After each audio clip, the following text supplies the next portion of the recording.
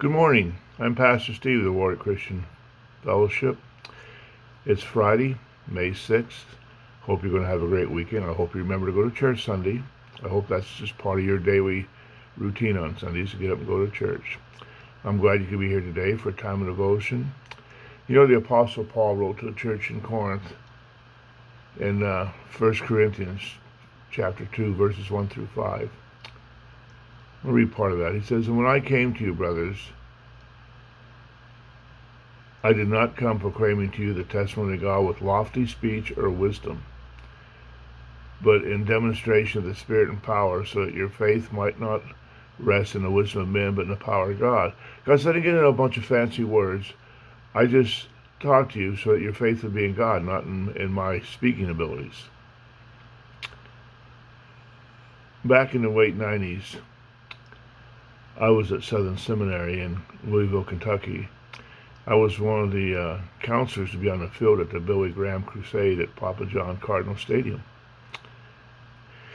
The stadium was filled with people, and it started out, George Beverly Shea sang a song, then Steve Green sang a couple of songs. Then Billy Graham came out, and the ovation must have went for 15 minutes, a standing ovation. But when he started to speak, it was the simplest, everyday message you ever heard. He kind of ended it with, I just want you to know today that God loves you, and Jesus died for you, so you come and give your life to Jesus today.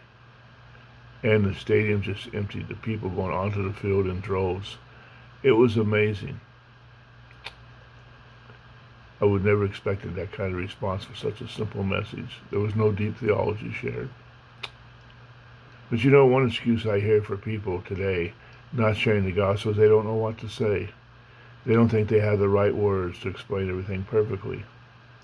But the truth is, clever speech shouldn't be what attracts people. The simple gospel message will attract people. Don't let your uncertainty turn you away from sharing God's truth with your friends and people you run into.